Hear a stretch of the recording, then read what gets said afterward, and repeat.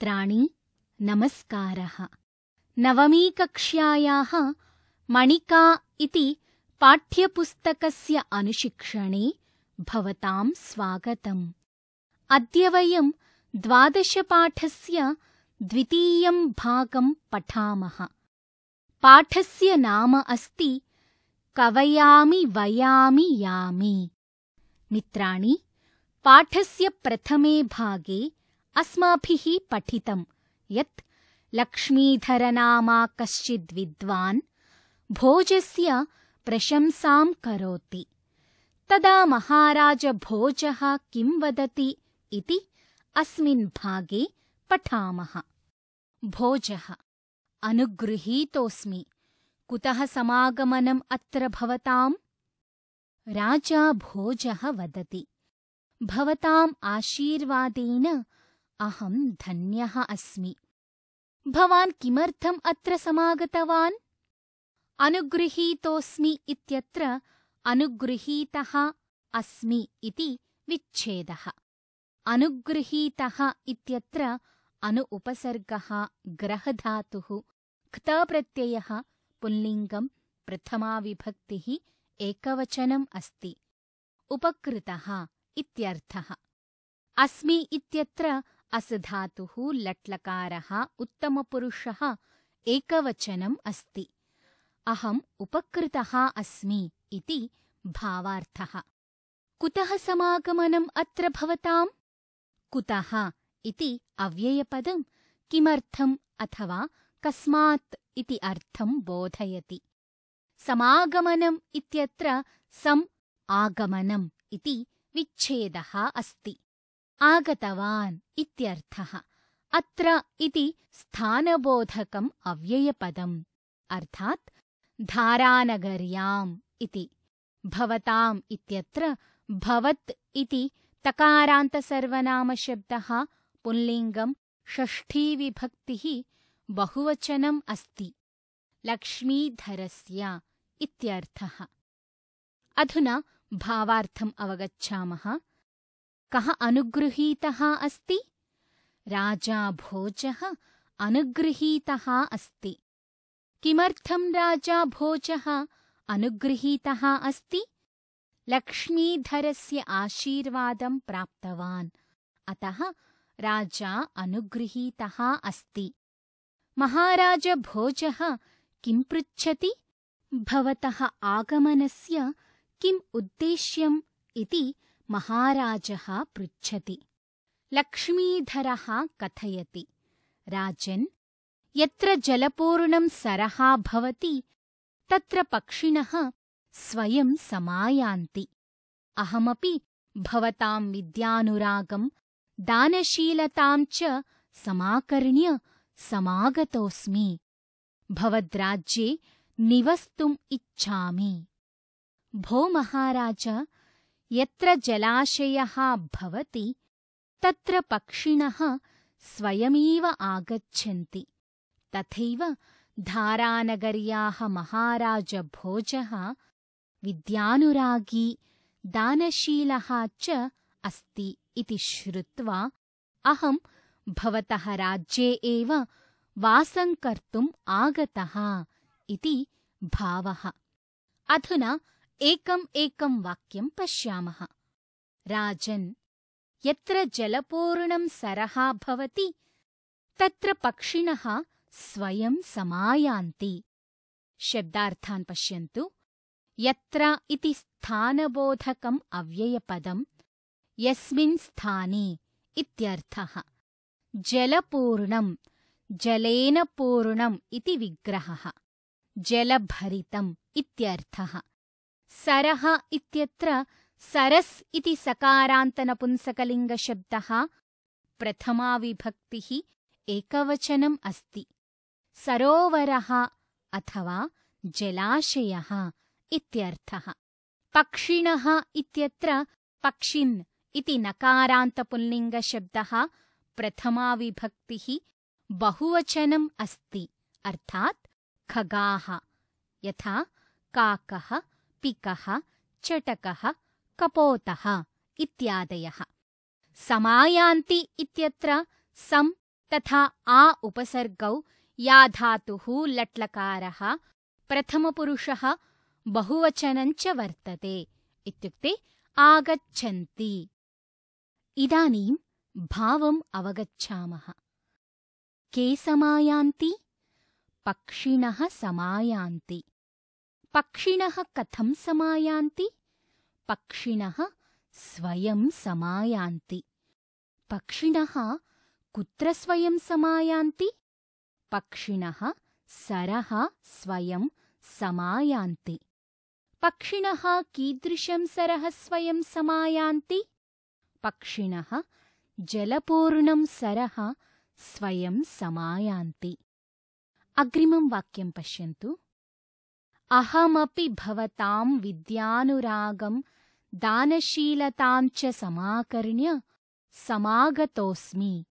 भवद्राज्ये निवस्तुम् इच्छामि। शब्दार्थान् पश्यन्तु।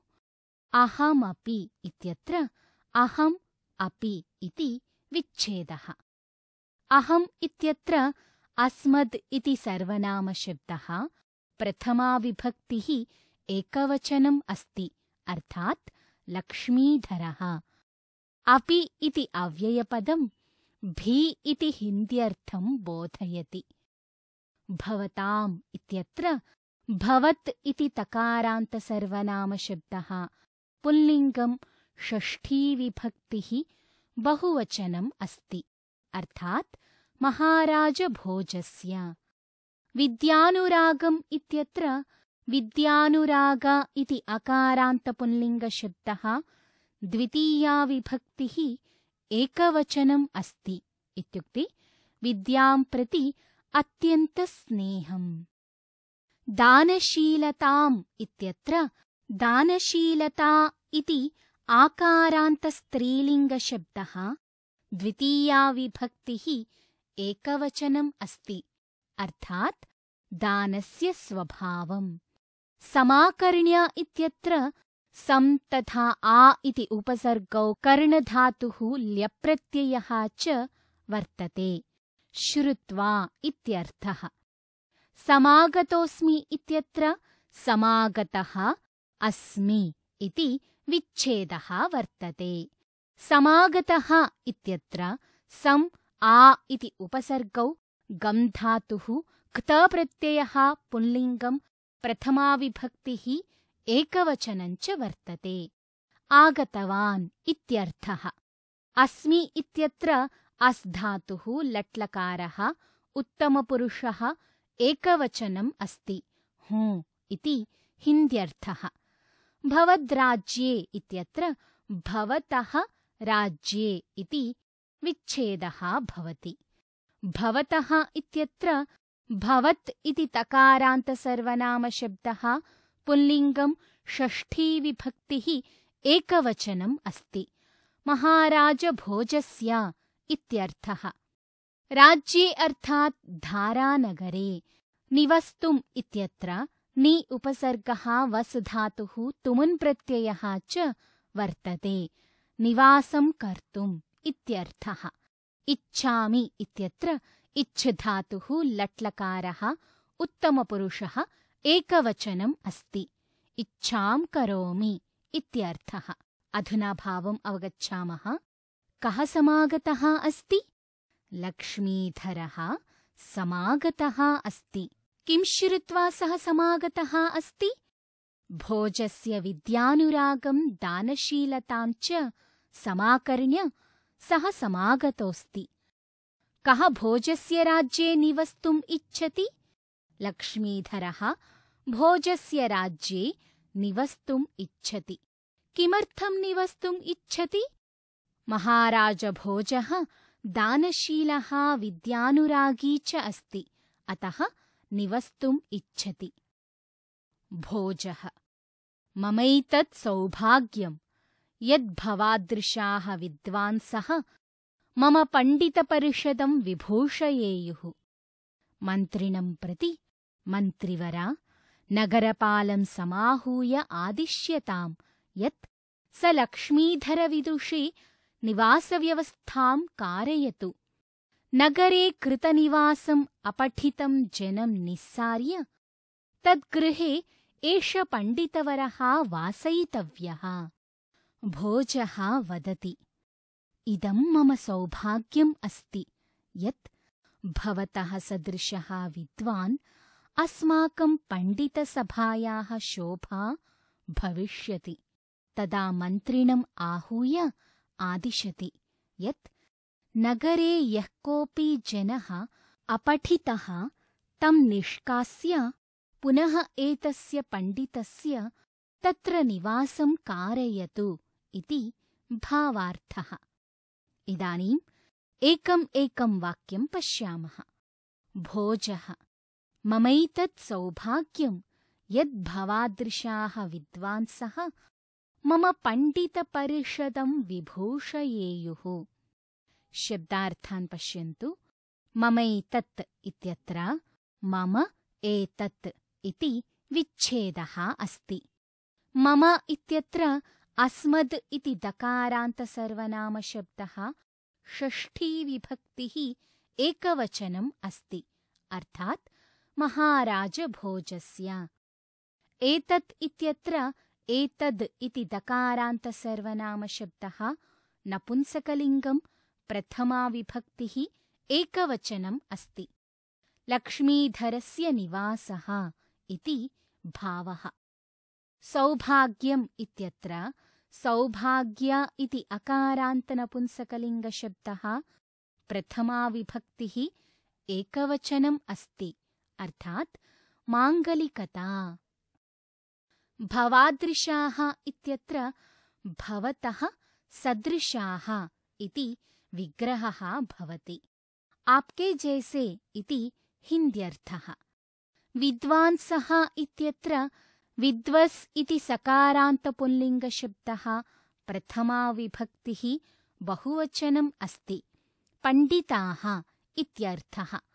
पण्डितपरिषदम् इत्यत्र पण्डितानां परिषदः तं पण्डितपरिषदम् इति विग्रहः, इत्युक्ते पण्डितानां सभां।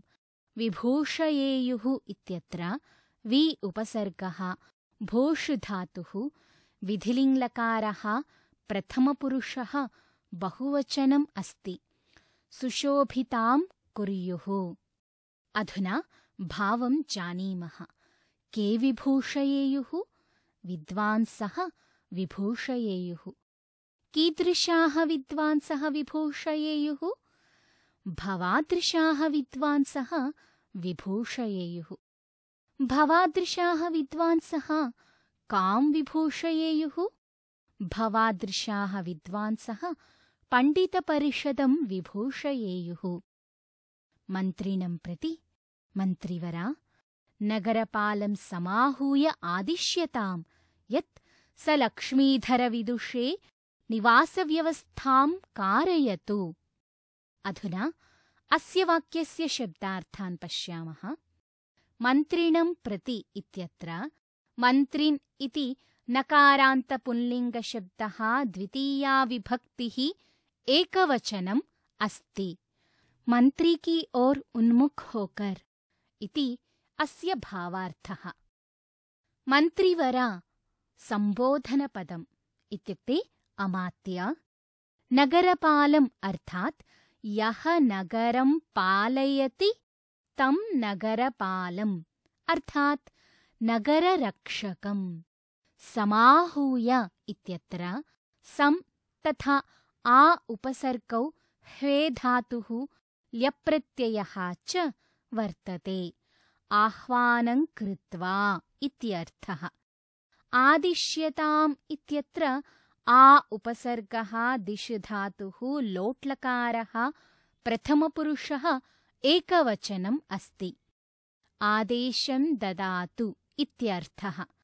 विदुषे इत्यत्र विद्वस् इति सकारान्तपुल्लिङ्गशब्दः चतुर्थी विभक्तिः एकवचनम् अस्ति, अर्थात् लक्ष्मीधराय।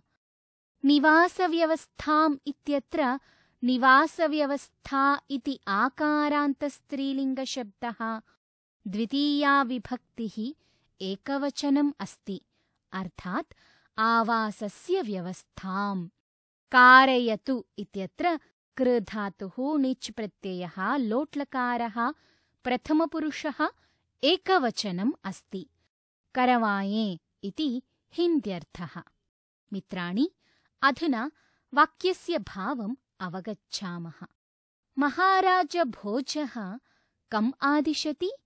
महाराजभोजः मन्त्रिणम् आदिशति। महाराजभोजः किम् आदिशति?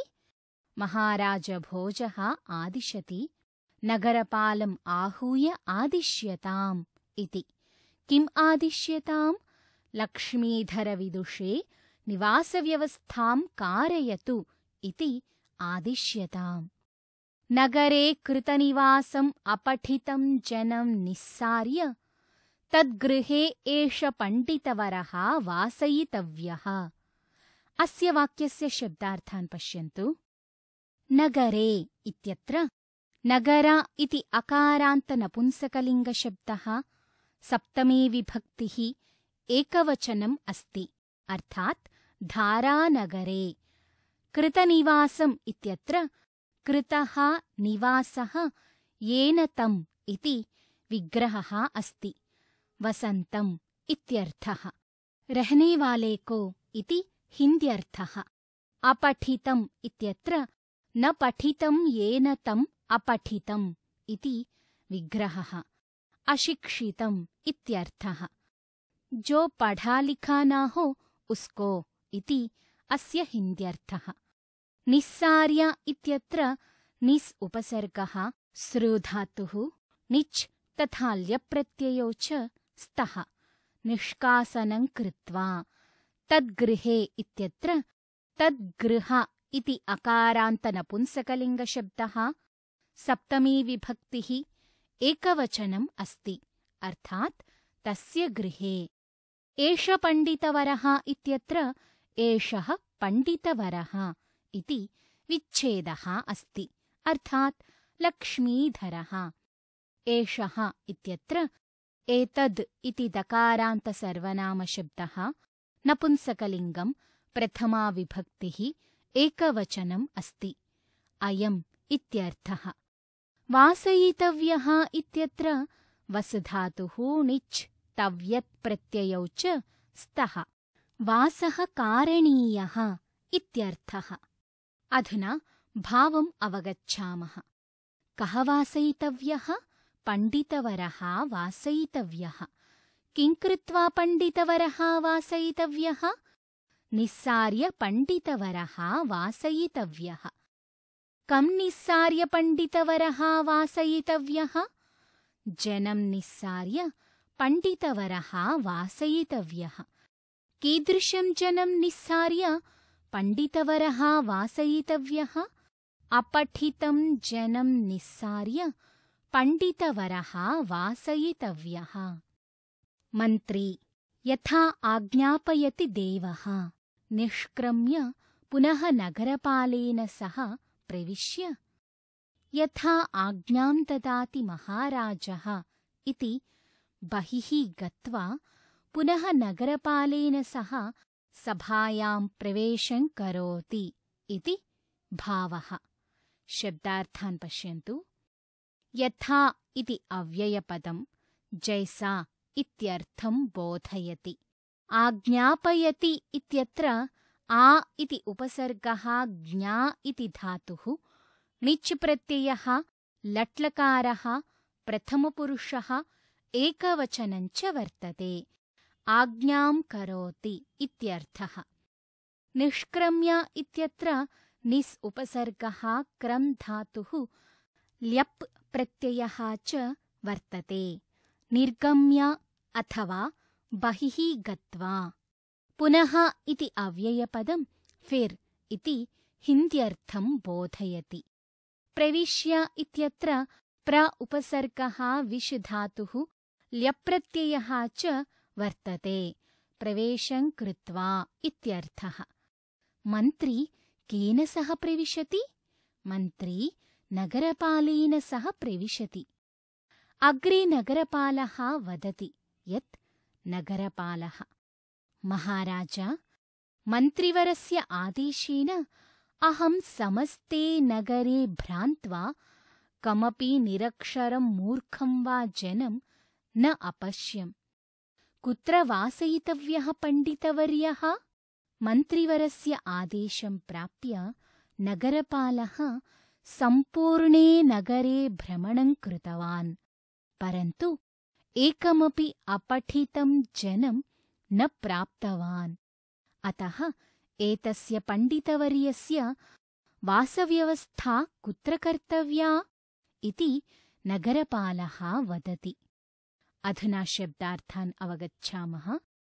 मन्त्रिवरस्य इत्यत्र मन्त्रिवर इति अकारान्तपुल्लिङ्गशब्दः षष्ठीविभक्तिः एकवचनम् अस्ति।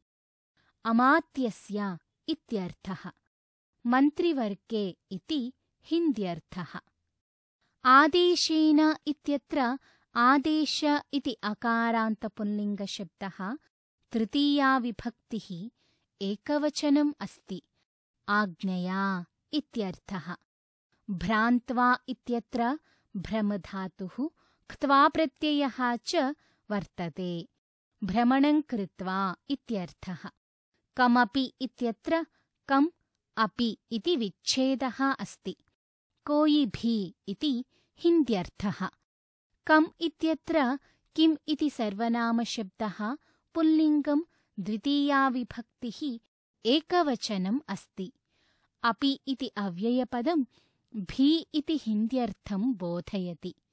निरक्षरं निर् अक्षरम् इति विच्छेदः। इत्युक्ते यः किमपि पठितुं लिखितुं च न जानाति। अपश्यम् इत्यत्र दृश्यधातुः लङ्लकारः उत्तमपुरुषः एकवचनम् अस्ति। दृष्टवान् इत्यर्थः। वासयितव्यः इत्यत्र वस् इति धातुः णिच् तव्यत्प्रत्ययौ च स्तः। वासः कारणीयः इत्यर्थः। पण्डितवर्यः इत्यत्र पण्डितवर्य इति अकारान्तपुल्लिङ्गशब्दः प्रथमा विभक्तिः एकवचनम् अस्ति। पण्डितश्रेष्ठः इत्यर्थः। इदानीं वाक्यस्य भावम् अवगच्छामः। नगरपालः किं कृतवान्? नगरपालः भ्रमणं कृतवान्। नगरपालः कुत्र भ्रमणं कृतवान्? नगरपालः समस्ते नगरे भ्रमणं कृतवान्। नगरपालः किमर्थं समस्ते नगरे भ्रमणं कृतवान्? नगरपालः निरक्षरजनस्य अन्वेषणार्थं समस्ते नगरे भ्रमणं कृतवान्। कस्य आदेशेन नगरपालः निरक्षरं जनम् अन्विषति? मन्त्रिवरस्य आदेशेन नगरपालः निरक्षरं जनम् अन्विषति। नगरपालः भ्रान्त्वा कं न अपश्यत्? नगरपालः कमपि निरक्षरं मूर्खं वा जनं न अपश्यत्। निरक्षरं जनम् अप्राप्य सः किं वदति? निरक्षरं जनम् अप्राप्य सः वदति, कुत्र वासयितव्यः पण्डितवर्यः इति। अग्रिमं वाक्यं पश्यन्तु। भोजराजः क्षणं विचार्य, भो नगरपाल, त्वं भूयः नगरं याहि। यः नागरिकः काव्यं कर्तुं न जानाति स निष्कास्यताम्। किञ्चिद् विचार्य महाराजः नगरपालं पुनः नगरं गत्वा यः जनः काव्यरचनां न जानाति तं बहिः कृत्वा पण्डितवरस्य वासव्यवस्थां कर्तुम् आदिशति इति भावार्थः। विचार्य इत्यत्र वि उपसर्गः चर् धातुः ल्यप्रत्ययः च वर्तते। विचारं कृत्वा इत्यर्थः। त्वम् इत्यत्र युष्मद् इति दकारान्तसर्वनामशब्दः प्रथमा विभक्तिः एकवचनम् अस्ति, अर्थात् नगरपालः। भूयः इति अव्ययपदम् इत्युक्ते पुनः फिर्से इति हिन्द्यर्थः। याहि इत्यत्र या धातुः लोट्लकारः मध्यमपुरुषः एकवचनम् अस्ति। गच्छ इत्यर्थः। काव्यम् इत्यत्र काव्य इति अकारान्तनपुंसकलिङ्गशब्दः। प्रथमा विभक्तिः एकवचनम् अस्ति। कविताम् इत्यर्थः। कर्तुम् इत्यत्र कृधातुः तुमुन् प्रत्ययः च वर्तते। रचयितुम् इति भावः। न इति अव्ययपदम्। न हि इत्यर्थः। जानाति इत्यत्र ज्ञाधातुः लट्लकारः प्रथमपुरुषः एकवचनम् अस्ति। वेत्ति इत्यर्थः। निष्कास्यताम् इत्यत्र निस् उपसर्गः कस् धातुः लोट्लकारः प्रथमपुरुषः एकवचनम् अस्ति।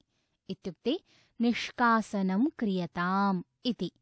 अधुना प्रश्नोत्तराणां माध्यमेन भावं जानीमः। भोजराजः विचार्य किं कथयति? भो नगरपाल, त्वं भूयः नगरं याहि इति कथयति। भोजराजः नगरपालं भूयः नगरं गत्वा किं कर्तुम् आदिशति? एकः नागरिकः निष्कास्यताम् इति आदिशति। कीदृशः जनः निष्कासनीयः? यः नागरिकः काव्यं कर्तुं न जानाति सः निष्कासनीयः इति। अधुना नाटकस्य द्वितीयं दृश्यम् आरब्धम्। नगरपालः तन्तुवायं प्रति, भोः किमेतत् करोषि? अधुना शब्दार्थान् पश्यामः। तन्तुवायम् इत्यत्र तन्तुवाय इति अकारान्तपुल्लिङ्गशब्दः। द्वितीया विभक्तिः एकवचनम् अस्ति। इत्युक्ते यः तन्तूनां वयनं करोति तम्। हिंदी भाषायां जो बुनाई करता है उसे इत्यर्थः। किमेतत्, किम् एतत् इति विच्छेदः। इदं किम् इत्यर्थः। करोषि इत्यत्र क्रूधातुः लट्लकारः मध्यमपुरुषः एकवचनम् अस्ति। कर्तेः इति हिन्द्यर्थः। त्वम् एतत् किं करोषि इत्यर्थः। अत्र त्वम् अर्थात् तन्तुवायः, करोषि इति क्रियापदस्य कर्तृपदम् अस्ति। नगरपालः तन्तुवायं पृच्छति यत् भोः तन्तुवाय किमिदं करोषि इति। तन्तुवायः, महाशय, अहं त्रुटितान् तन्तून् संयोजयामि। अस्य शब्दार्थान् पश्यामः। त्रुटितान् इत्यत्र त्रुटित इति अकारान्तपुल्लिङ्गशब्दः।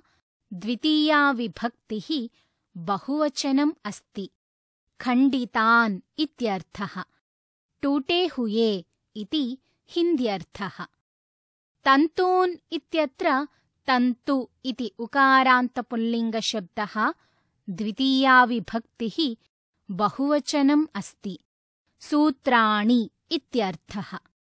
संयोजयामि इत्यत्र सम् उपसर्गः युज् धातुः लट्लकारः उत्तमपुरुषः एकवचनम् अस्ति। योजनं करोमि इत्यर्थः। जोड़ता हूँ इति हिन्द्यर्थः। अधुना प्रश्नोत्तराणां माध्यमेन भावम् अवगच्छामः। नगरपालः कं प्रति वदति? नगरपालः तन्तुवायं प्रति वदति। नगरपालः किं वदति? भोः तन्तुवाय, किमेतत् करोषि इति नगरपालः वदति। तन्तुवायः किं वदति? अहं तन्तून् संयोजयामि इति वदति। तन्तुवायः कीदृशान् तन्तून् संयोजयति? तन्तुवायः त्रुटितान् तन्तून् संयोजयति। अधुना अग्रिमं वाक्यं पश्यन्तु। नगरपालः, किं पठितोऽसि? पठितोऽसि इत्यत्र पठितः असि इति विच्छेदः। पठितः इत्यत्र पठ् धातुः क्तप्रत्ययः पुल्लिङ्गं प्रथमाविभक्तिः एकवचनं च वर्तते। पठितवान् इत्यर्थः। असि इत्यत्र अस् धातुः लट्लकारः मध्यमपुरुषः एकवचनम् अस्ति। हो इति हिन्द्यर्थः। नगरपालः पृच्छति यत् किं त्वं पठितवान्? तदा सः तन्तुवायः वदति। तन्तुवायः आम्, मया गुरुकुले शिक्षा गृहीता। आम् इति अव्ययपदं हा इति हिन्द्यर्थं बोधयति। मया इत्यत्र अस्मद् इति सर्वनामशब्दः तृतीया विभक्तिः एकवचनम् अस्ति, अर्थात् तन्तुवायेन।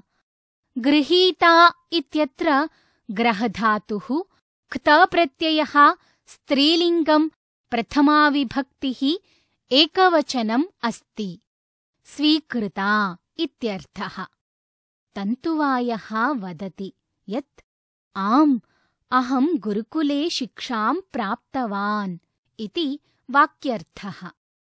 इदानीं प्रश्नोत्तरमाध्यमेन भावार्थं जानीमः। का गृहीता? शिक्षा गृहीता। केन शिक्षा गृहीता? मया, अर्थात् तन्तुवायेन शिक्षा गृहीता। तन्तुवायेन कुत्र शिक्षा गृहीता?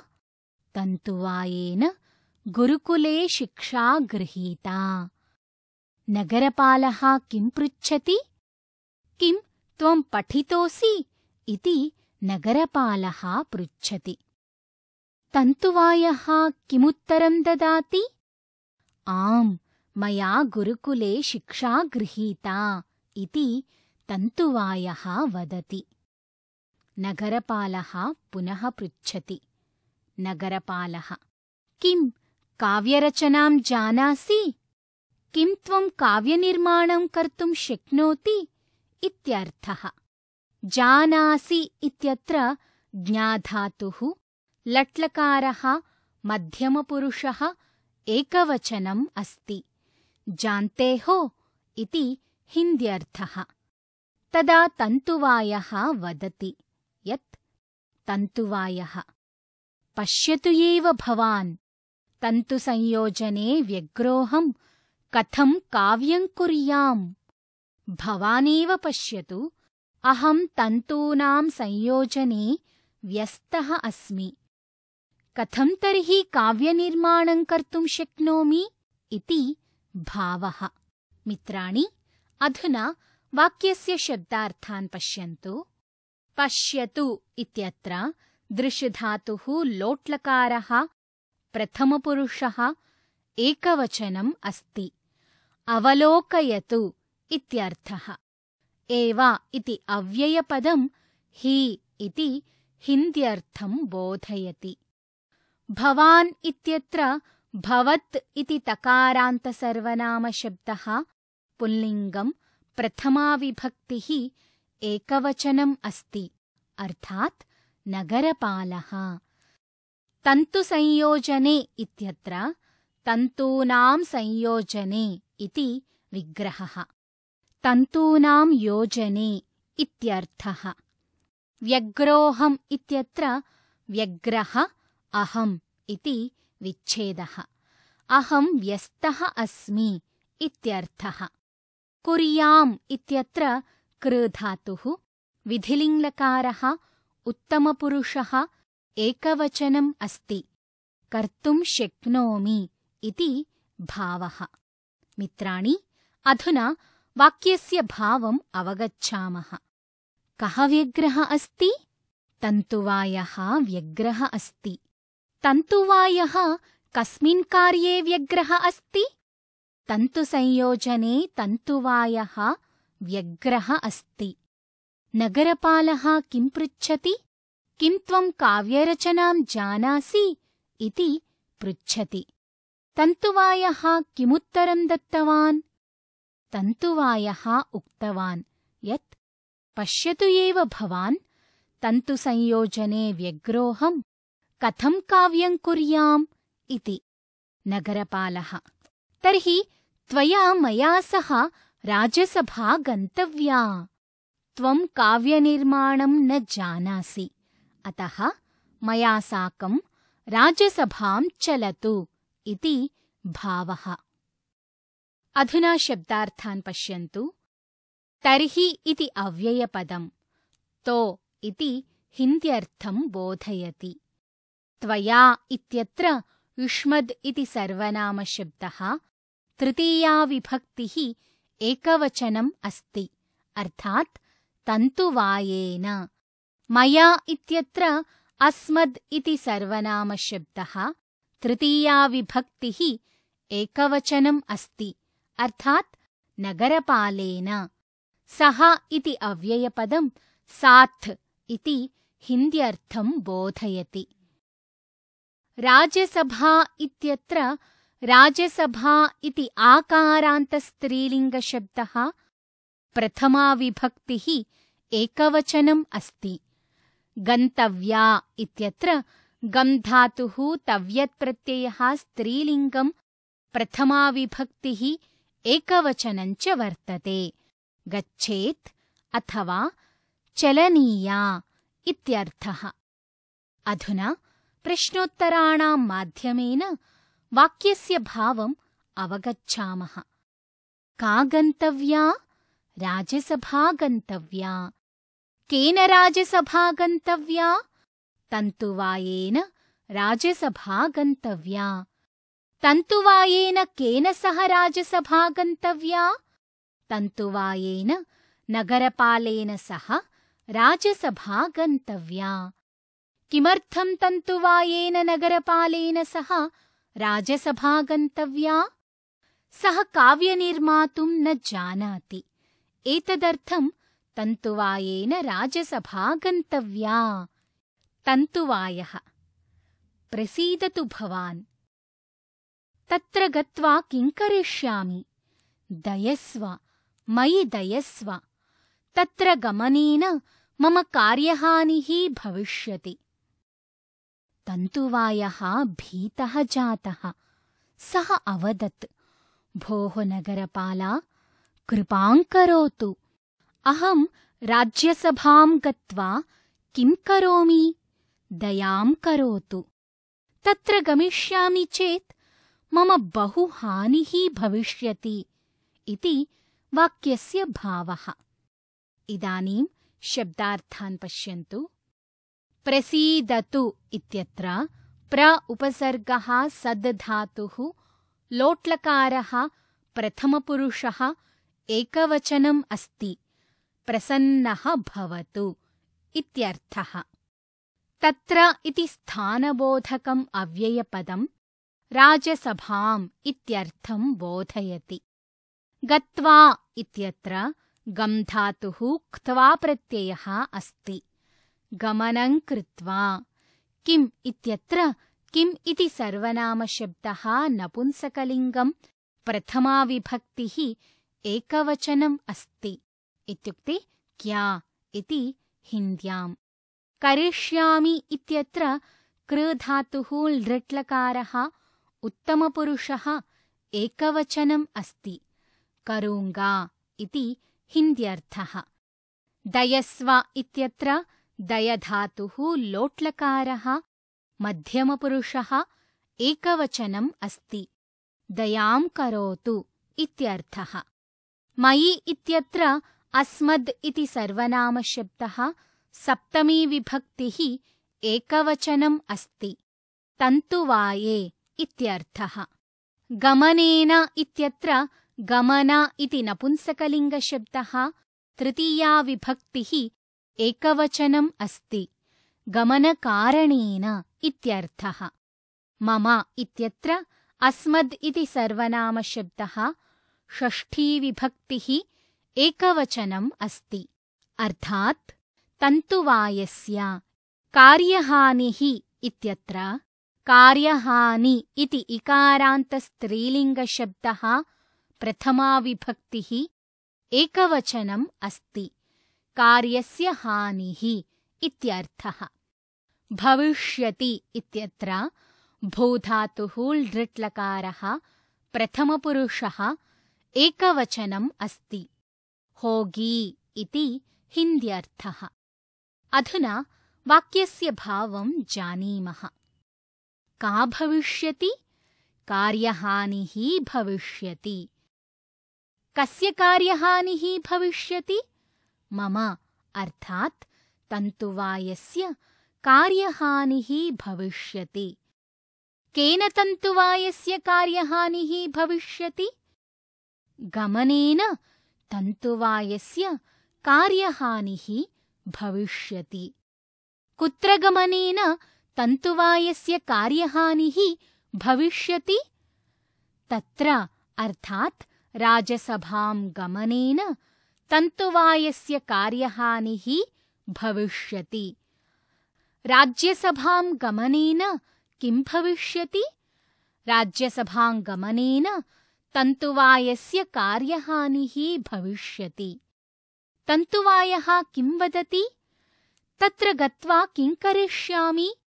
दयस्व, मयि दयस्व इति तन्तुवायः वदति। नगरपालः: नाहं जानी, त्वया गन्तव्यमेव, एष राजादेशः, विसृज कार्यं, झटिति आगच्छ मया साकम्। नगरपालः वदति यत् अहं किमपि न जानामि, राजाज्ञा अस्ति, कार्यं त्यजतु, शीघ्रं मया सह आगच्छतु इति भावार्थः। अधुना शब्दार्थान् पश्यन्तु। नाहम् इत्यत्र न अहम् इति विच्छेदः। अहं न इत्यर्थः। जाने इत्यत्र ज्ञाधातुः आत्मनेपदं लट्लकारः उत्तमपुरुषः एकवचनम् अस्ति। जानामि इत्यर्थः। त्वया इत्युक्ते तन्तुवायेन, गन्तव्यमेव इत्युक्ते गमनम् अनिवार्यम् एव। राजादेशः इत्यत्र राज्ञः आदेशः इति विग्रहः। महाराजभोजस्य आज्ञा। विसृज इत्यत्र वि उपसर्गः सृज धातुः लोट्लकारः मध्यमपुरुषः एकवचनम् अस्ति। त्यज इत्यर्थः। झटिति इति अव्ययपदं शीघ्रम् इत्यर्थं बोधयति।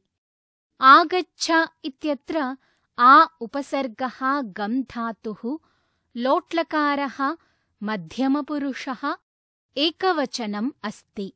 चल इत्यर्थः।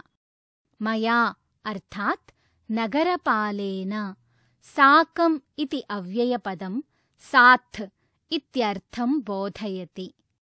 इदानीं प्रश्नोत्तराणां माध्यमेन भावं जानीमः। केन गन्तव्यम्? त्वया अर्थात् तन्तुवायेन गन्तव्यम्। एषः कः वर्तते? एषः राजादेशः वर्तते। तन्तुवायेन केन साकं गन्तव्यम्? तन्तुवायेन मया अर्थात् नगरपालेन साकं गन्तव्यम्। तन्तुवायेन नगरपालेन साकं कथं गन्तव्यम्? तन्तुवायेन नगरपालेन साकं झटिति गन्तव्यम्। नगरपालः किं वदति? नगरपालः वदति यत् नाहं जाने, त्वया गन्तव्यमेव, एष राजादेशः इति। नगरपालः किम् आदिशति? विसृजकार्यं, झटिति मया सह आगच्छ इति नगरपालः आदिशति। तदा तन्तुवायः किं करोति इति पश्यन्तु। तन्तुवायः राजादेश इति। गन्तव्यमेव, नास्ति उपायः। चलामि नगरपालकात् चलामि। तन्तुवायः चिन्तयति। राजादेशः अस्ति चेत् गन्तव्यमेव, अन्यः उपायः नास्ति एव। आगच्छामि नगरपालक आगच्छामि इति वाक्यस्य भावार्थः। इदानीं शब्दार्थान् पश्यामः। राजादेश इति अत्र सन्धिकारणात् विसर्गलोपः, अर्थात् राज्ञः आदेशः इति। गन्तव्यमेव इत्यत्र गन्तव्यम् एव इति विभागः, अर्थात् गमनम् अनिवार्यमेव। नास्ति इत्यत्र न अस्ति इति विच्छेदः, न वर्तते इत्यर्थः। उपायः इत्यत्र उपाय इति अकारान्तपुल्लिङ्गशब्दः प्रथमा विभक्तिः एकवचनम् अस्ति। समाधानम् इत्यर्थः। चलामि इत्यत्र चल इति धातुः लट्लकारः उत्तमपुरुषः एकवचनम् अस्ति। व्रजामि इत्यर्थः। चलता हूँ इति हिन्द्यर्थः। नगरपालक इत्यत्र नगरपालक इति अकारान्तपुल्लिङ्गशब्दः सम्बोधने प्रथमा विभक्तिः एकवचनम् अस्ति। हे नगरपाल इत्यर्थः। मित्राणि, नगरपालेन तन्तुवायः गृहीतः। इदानीं तन्तुवायः किं करिष्यति? किं सः नगरं त्यक्त्वा गमिष्यति इति पाठस्य अग्रिमे भागे पठिष्यामः। एतावता अस्माभिः 12 पाठस्य द्वितीयः भागः पठितः। अग्रिमे भागे पुनः मिलामः। धन्यवादः।